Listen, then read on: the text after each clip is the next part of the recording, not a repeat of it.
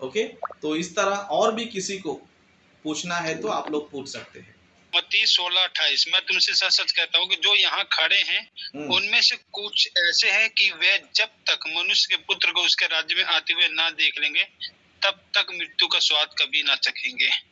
Okay okay, इसका मतलब क्या? ब्रदर राज का प्रश्न ये है, मत्ती सुसमाचार का 16 अध्याय उसका 28 वचन। ओके, यहाँ पर इस तरह लिखा है, मैं तुमसे सच कहता हूँ कि जो यहाँ खड़े हैं उनमें से कुछ ऐसे हैं कि वे जब तक मनुष्य के पुत्र को उसके राज्य में आते हुए ना देख लेंगे तब तक मृत्यु का स्वाद कभी ना चखेंगे। ओके, कभी ना चखेंगे, मतलब यहाँ पर यीशु मसीह ये बताते हैं कि यहाँ पर कुछ लोग ऐसे हैं जो क्या नहीं करेंगे पता है, मृत्यु का स्वाद नहीं चखेंगे। कब तक? कब तक बोलेगा तो यहाँ पर लिखा है मनुष्य के पुत्र को उसके राज्य में आते हुए ना देख लेंगे। मतलब यहाँ पर कॉन्टेक्स्ट क्या पता है, यीशु मसीह के राज्य के बारे में बताया जा रहा है। ओके, यीशु मसीह के राज्य के बारे में बताया जा रहा है और ये बताया जा रहा है कि जब तक ये लोग राज्य को ना देखेंगे समझो तब तक ये लोग मरेंगे नहीं। ओके, यीशु मसीह क्या बता रहे हैं, जब तक राज्य को देखेंगे तब तक मरेंगे नहीं, क्योंकि यीशु मसीह ने अभी तक क्या प्रचार किया था, स्वर्ग का राज निकट है, निकट है, मन फिराओ करके यीशु मसीह ने क्या किए थे, प्रचार करते आए थे। आपको सभी को ये बातें पता होगा। यीशु मसीह ने जब सुसमाचार स्टार्ट किया था तब क्या स्टार्ट किया था उन्होंने, स्वर्ग का राज्य निकट है। जैसे कि आपको वचन भी मैं बता देता हूं, मत्ती सुसमाचार का उसका 4 अध्याय 23 वचन से पढ़ेंगे। ओके, 23 वचन में इस तरह लिखा है, यीशु सारे गलील में फिरता हुआ उनके आराधनालयों में उपदेश करता और राज्य का सुसमाचार प्रचार करता और लोगों की हर प्रकार की बीमारी और दुर्बलता को दूर करता रहा। मतलब यीशु मसीह किसके बारे में प्रचार कर रहे थे, राज्य का सुसमाचार प्रचार कर रहे थे। तो इस राज्य का सुसमाचार किस तरह प्रचार कर रहे थे, मन फिराओ कि स्वर्ग का राज्य क्या है, निकट है ना। बहुत सारे वचन हमें मिलते हैं, जैसे कि मत्ती का 3 अध्याय, ओके, 3 अध्याय 2 वचन में भी लिखा है, मन फिराओ क्योंकि स्वर्ग का राज्य निकट आ गया है। क्या आ गया है, निकट आ गया, मतलब नजदीक आया है करके यूहन्ना जी ने भी और यीशु मसीह जी ने भी क्या किया है, इन बातों को प्रचार किया है। तो यीशु मसीह जब इन बातों को बोल रहे थे तो क्या प्रचार था उनका, राज्य निकट है, निकट है, निकट है, यानी कि प्रचार में क्या समझ में आ रहा है, निकट है करके समझ में आ रहा है। तो इसी विषय को यीशु मसीह अभी मत्ती का 16:28 में क्या बता रहे हैं कि राज्य को जब तक नहीं देखेंगे समझो तब तक ये मृत्यु को स्वाद नहीं चखेंगे। मतलब इनको मृत्यु नहीं आएगी, कब तक, जब तक राज्य को ना देख ले। ओके, तो फिर यहाँ पर हमें क्या समझ में आता है, अगर राज्य अगर आया है समझो तो इसका मतलब है कि राज्य आने के बाद वो मर सकते हैं। लेकिन अगर राज्य आया नहीं रहेगा तो वो लोग मरेंगे नहीं। ओके, वो लोग क्या नहीं होंगे, मरेंगे नहीं, है ना। इसी विषय को कई सारे मुसलमान भी जो है ना क्वेश्चन डालते रहते हैं, कई सारे नास्तिक लोग भी बोलते रहते हैं कि बाइबल की जो प्रोफेसी है वो फेल हो चुकी है। यीशु मसीह ने कहा था कि राज्य में आते हुए देखेंगे, ओके, और उससे पहले नहीं मरेंगे करके बाइबल में लिखा है, लेकिन यीशु मसीह का राज्य आया नहीं और वो भी लोग मर गए। ओके, राज्य भी आया नहीं और लोग भी मर गए, देखो बाइबल में एरर से करके। इस तरह कुछ लोग जो है निर्बुद्धि लोग जिनको आत्मिक ज्ञान नहीं होता है, ओके, निर्बुद्धि लोग जिनको आत्मिक ज्ञान नहीं होता है वो लोग इस तरह उल्टा सीधा बोलते रहते हैं और उनकी बातों को सुनकर हम लोग भी क्या होते हैं, कंफ्यूज होते रहते हैं। और रही बात आज के मसीह लोग भी, इनको भी पता नहीं कि राज्य आया है या नहीं आया है, आज के मसीहों को भी नहीं पता है। ओके, लेकिन बाइबल को हम ढंग से पढ़ते जाएंगे समझो, यीशु मसीह का राज्य आ चुका है। कभी आ चुका है, पहले ही सदी में आ चुका है। ओके, जब यीशु मसीह इस पृथ्वी पर आए थे तब ही उन्होंने क्या किया पता है, अपने राज्य को स्थापित किया। तो कैसे स्थापित किया, कब स्थापित किया बोलेगा तो एक वचन पढ़ेंगे। ओके, प्रकाशित वाक्य का, उसका 5वां अध्याय 9 वचन और 10 वचन दोनों भी पढ़ेंगे। यहाँ पर हमें पता चल जाए कि राज्य जो है ना कौन स्थापित किया, कैसे स्थापित हुआ, है ना, और राज्य चल रहा है क्या नहीं चल रहा है करके ये बातें हमें प्रकाशित वाक्य की पुस्तक में मिल जाएगा। जैसे कि यहाँ पर लिखा है, वे यह नया गीत गाने लगे, तू इस पुस्तक के लेने और इसकी मोहरें खोलने के योग्य है, क्योंकि तूने वध होकर अपने लहू से हर एक कुल और भाषा और लोग और हर जाति में से परमेश्वर के लिए लोगों को मोल लिया और उन्हें हमारे परमेश्वर के लिए एक राज्य और याजक बनाया, और वे पृथ्वी पर राज्य करते हैं। मतलब राज्य का मतलब क्या होता है? हम लोग। ओके, राज्य का मतलब क्या होता है? हम लोग होते हैं। तो यीशु मसीह ने क्या किया? वध होकर अपने लहू से क्या किया? उन्होंने हम सभी को मोल लिया, और मोल लेकर हमें क्या किया?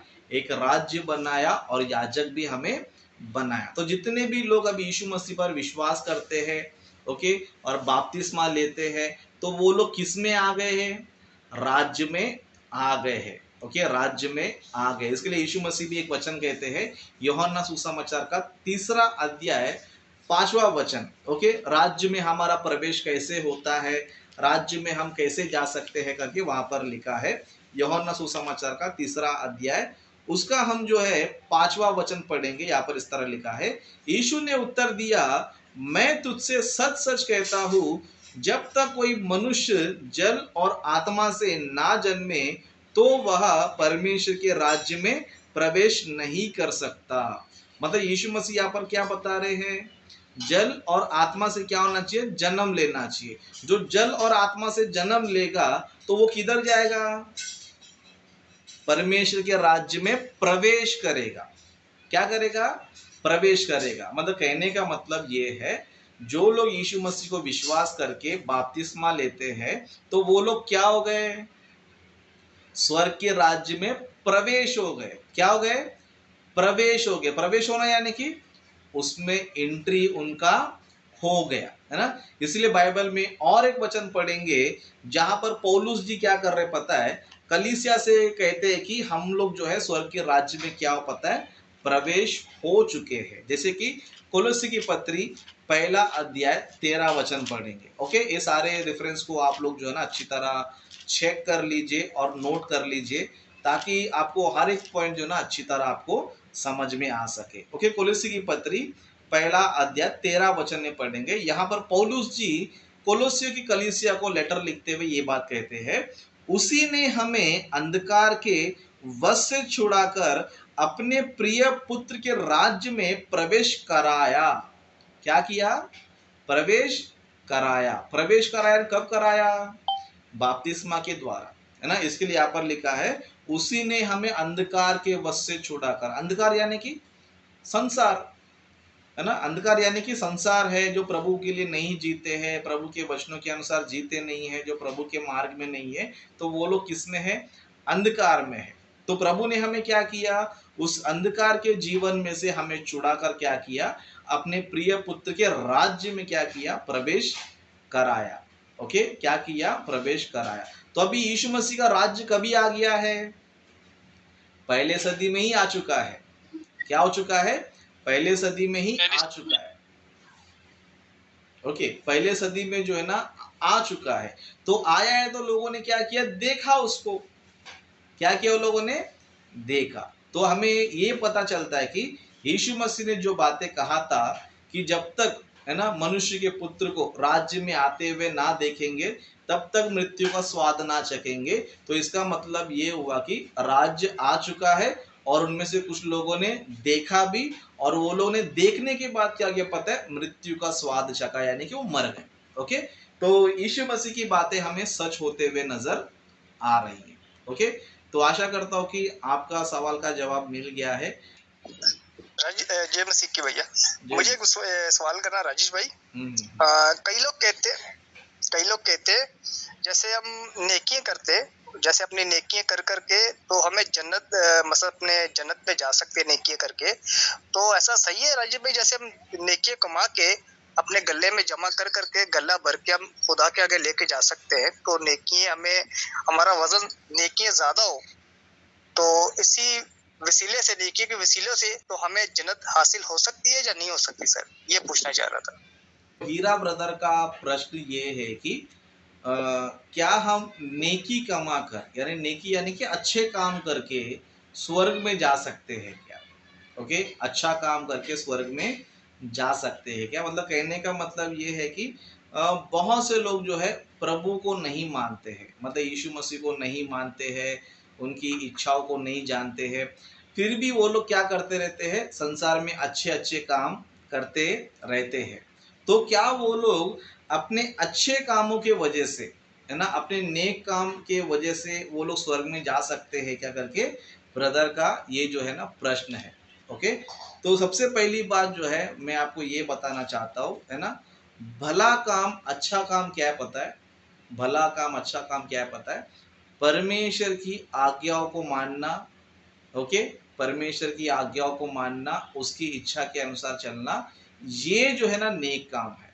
ओके, नेक काम है। क्यों बोले तो जिसने हमें जीवन दिया है, जिसने हमारे लिए इतनी बड़ी दुनिया बनाया है, सूरज बनाया, चांद बनाया, धरती बनाया, है ना, पेड़ पौधे बनाए, हमारे लिए हवा पानी आग, है ना, ये सारा सिस्टम हमारे लिए चला रहा है। ओके, ये सारा सिस्टम हमारे लिए चला रहा है और उसी ने हमें धरती पर जिंदगी दिया है, शरीर दिया है, माँ बाप दिया है, बच्चे दिया है, मतलब हमारे पास जो कुछ भी है सब उसी ने दिया है। अभी सोचो, जिसने हमें सब कुछ दिया है उसको छोड़कर जिएंगे समझो, तो क्या उसे नेकी कह सकते हैं हम? क्या उसे हम नेकी कह सकते हैं? नहीं कह सकते हैं, है ना। उस तरह मैं आपको छोटा सा उदाहरण देता हूँ, है ना, जैसे कि आप सभी लोग कुछ लोग माँ बाप रहेंगे, है ना, आप माँ बाप रहेंगे। अभी आपके बच्चे ना आपकी बातों को सुनते हैं, ना आपकी आप जो बोलते हो वो करते नहीं हैं, और आपके बारे में बिल्कुल भी ध्यान देते नहीं है, आपका कुछ केयर करते नहीं है, और जाके समाज में समाज की सेवा कर रहे हैं, है ना, समाज में जाकर क्या कर रहे हैं, समाज की सेवा कर रहे हैं। तो क्या आपके बच्चे अच्छा काम कर रहे हैं? माँ बाप को छोड़कर संसार में सबका देखभाल कर रहे हैं, तो क्या वो अच्छा काम कर रहे हैं? नहीं। ओके, अच्छा काम किसको बोलते हैं पता है? अच्छा काम उसको बोलते हैं जो परमेश्वर के अंडर में रहकर, परमेश्वर की अधीनता में रहकर काम करे, उसको बोला जाता है अच्छा। ओके, तो इंसान का जो सबसे पहला कर्तव्य है, ओके, इंसान का जो है सबसे पहला कर्तव्य है वो क्या है पता है? एक वचन हम पढ़ेंगे। ओके, एक वचन हम पढ़ेंगे। इंसान का जो कर्तव्य क्या है, मतलब अपने लाइफ में क्या करना चाहिए। ओके, एक वचन हम देखेंगे सबोपदेशक का। ओके, सबोपदेशक उसका आखिरी अध्याय। ओके, सबोपदेशक का उसका आखिरी अध्याय मतलब 12 अध्याय, उसका हम लोग जो है 13 वचन से पढ़ेंगे। ओके, 13 वचन में यहाँ पर इस तरह लिखा है, सब कुछ सुना गया, अंत की बात यह है कि परमेश्वर का भय मान और उसकी आज्ञाओं का पालन कर, क्योंकि मनुष्य का संपूर्ण कर्तव्य यही है। ओके, मनुष्य का संपूर्ण कर्तव्य क्या पता है? यही है, क्योंकि मनुष्य का संपूर्ण कर्तव्य यही है, परमेश्वर सब कामों क्योंकि परमेश्वर सब कामों और सब गुप्त बातों का, चाहे वे भली हो या बुरी हो, न्याय करेगा। ओके, तो मनुष्य का संपूर्ण कर्तव्य क्या है? ओके, संपूर्ण कर्तव्य यह है कि परमेश्वर का भय मानना चाहिए और उसकी आज्ञाओं को मानना चाहिए। ओके, उसकी आज्ञाओं को मानना चाहिए। ये जो है मनुष्य का उसके जीवन में सबसे पहला कर्तव्य है। मतलब इस धरती पर हर एक मनुष्य को, चाहे वो कोई भी क्यों ना हो, है ना, उसके जीवन में सबसे पहला स्थान किसका होना चाहिए पता है? परमेश्वर का, है ना। हमारे मनुष्य जितने भी सारे लोग हैं, वो सारे मनुष्यों का सबसे पहला कर्तव्य क्या है पता है? परमेश्वर के अधीन में रहना, उसका भय मानना, उसकी आज्ञाओं को मानना, फिर उसके बाद माता पिता की आज्ञाओं को मानना, फिर उसके बाद समाज की बातों को मानना। लेकिन आपने पहला ही आज्ञा छोड़ दिया समझो, आपका पहला कर्तव्य छोड़ दिया। ना परमेश्वर को आप आराधना करते हो, ना उसको धन्यवाद करते हो, ना उसके उपकारों को स्मरण करते हो, ना उसकी महिमा करते हो। जब पहला स्टेप ही आपका गलत है, तो आगे जो भी करोगे सही होगा? वो नहीं होगा, है ना, जिसका खाते हो, जिसका पीते हो, जिसके वजह से जिंदगी जी रहे हो, जिसके वजह से तुम सारी प्रकृति को अनुभव कर रहे हो, उसी को छोड़कर, है ना, बाकी लोग की सेवा करेंगे, समझ उसका मतलब है? बिल्कुल भी उसका मतलब नहीं है। ओके, बिल्कुल भी उसका मतलब नहीं है। तो कहने का मतलब क्या पता है, आप अच्छे काम करो, अच्छे काम करना गलत नहीं है, लेकिन मनुष्य का जो पहला कर्तव्य वो क्या पता है, परमेश्वर की आज्ञाओं को मानना चाहिए। ओके, परमेश्वर की आधीनता में रहकर क्या करना चाहिए, आप सारे अच्छे काम करो तो सारे काम क्या हो जाएंगे, अच्छे हो जाएंगे। ओके, लेकिन परमेश्वर को छोड़कर आप कितने भी अच्छे काम करो, वो आपके किसी काम का नहीं है। ओके, वो जो है किसी काम का आपका नहीं है, उससे आपका उद्धार भी नहीं हो सकता। जिस तरह अगर आप आपके माँ बाप को छोड़कर, आपके माँ बाप दुखी है, परेशानी है, उनको खाने पीने की जरूरत है, उनको देखभाल की जरूरत है, उनकी आपकी सहायता की जरूरत है ना, अपने माँ बाप को छोड़कर दुनिया की आप मदद करने जाओगे, समझो कोई भी तुम्हें अच्छा नहीं बोलेगा, है ना, कोई भी तुम्हें अच्छा नहीं बोलेगा। लोग बोलेंगे भाई तेरा माँ बाप बूढ़े हो चुके, उनके पास खाना नहीं है, पीना नहीं है, पहला उनका देखभाल कर, उनका सेवा कर, बाद में समाज का सेवा कर करके बोले। क्यों? पहला उनका करना चाहिए, बाद में समाज का करना चाहिए। उसी तरह सबसे पहले हमारी सेवा किसकी होनी चाहिए, तो परमेश्वर की होना चाहिए। फिर परमेश्वर के बाद क्या करना चाहिए, अब मनुष्य क्या करना चाहिए, सेवा करना चाहिए। तो परमेश्वर की सेवा करते हुए अगर आप मनुष्य की सेवा करते हो तो आपकी सेवा सेवा मानी जाएगी, लेकिन परमेश्वर को छोड़कर अगर आप केवल इंसान की सेवा करोगे, समझो उसके बेस पर आपको स्वर्ग बिल्कुल भी नहीं मिलेगा, है ना। जिस तरह और छोटा सा उदाहरण देता, जैसे कि अपने माँ बाप को मैंने बताया, उस तरह और एक उदाहरण देता हूँ। जैसे कि मान लो आप किधर काम करते हो, है ना, किधर भी आप काम पे जा रहे हो, वहां पर जो है 8 घंटा 10 घंटा आपको ड्यूटी देना है ना। अभी वहां पर जाओगे तो तुम्हें क्या मिलेगा, पेमेंट मिलेगा। अभी काम पे जाने के बाद, है ना, काम पर जाने के बाद जिधर काम करते हो, जो तुम्हें पेमेंट देता है, उसका काम छोड़कर बाजू वाले कंपनी में जाके काम करोगे, समझो तो क्या कंपनी तुम्हें पेमेंट देगा? नहीं देगा। ओके, मतलब जिस कंपनी में तुम काम कर रहे हो, जो तुम्हें पेमेंट दे रहा है, उसके पास तुम जाते हो तो उसका काम करना चाहिए। उसका काम छोड़कर तुम क्या करोगे, बाजू वाली कंपनी में जाओगे, उधर मैं काम करूंगा, ये करूंगा, वो करो, बोल दो, कोई तुम्हें अच्छा इंसान नहीं बोलेगा। बोलेगा भाई काम किधर करता है, पेमेंट किधर लेता है, काम किधर और कर रहा है। तो ये तरीका है, ये तरीका नहीं है। उसी तरह मनुष्य को भी, हम सभी को सबसे पहला स्थान परमेश्वर को देना है। इसके लिए बाइबल में भी लिखा है कि सबसे पहला स्थान हम किसको देना चाहिए, परमेश्वर को देना चाहिए। उसके बाद माता पिता को देना है, और उसके बाद समाज को देना है। तो ये एक सिस्टम है, सिस्टम में फॉलो करोगे तो आप स्वर्ग में जाओगे। सिस्टम को बिना फॉलो किए, परमेश्वर को छोड़कर समाज की कितने भी सेवा करो, वो एक्सेप्टेबल नहीं होगा, एक्सेप्टेबल नहीं होगा। मान लो अगर आप सेठ हो, है ना, आप सेठ हो, एक व्यक्ति तुम्हारे पास काम पे लगा है, लेकिन इधर और जाके काम कर रहा है, समझो, तो क्या पेमेंट दोगे उसको? नहीं दोगे। तो उसी तरह परमेश्वर भी जो है यही बोलेगा, भाई तुझे मैंने जिंदगी दिया, मैंने जन्म दिया, मैं तुझे हवा पानी याद दे रहा हूँ, और तू मुझे छोड़कर किसी और की सेवा कर रहा है, तो परमेश्वर भी क्या नहीं करेगा, उसको एक्सेप्ट नहीं करेगा। तो सिस्टम में चलना चाहिए, एक नियम में चलना चाहिए, तो ही उसका प्रतिफल मिलता है। तो आशा करता हूँ कि हीरा ब्रदर का प्रश्न का जवाब मिल चुका है। ओके, एक आखिरी क्वेश्चन, है ना, किसी को करना है तो कर सकते हैं। आखिरी क्वेश्चन,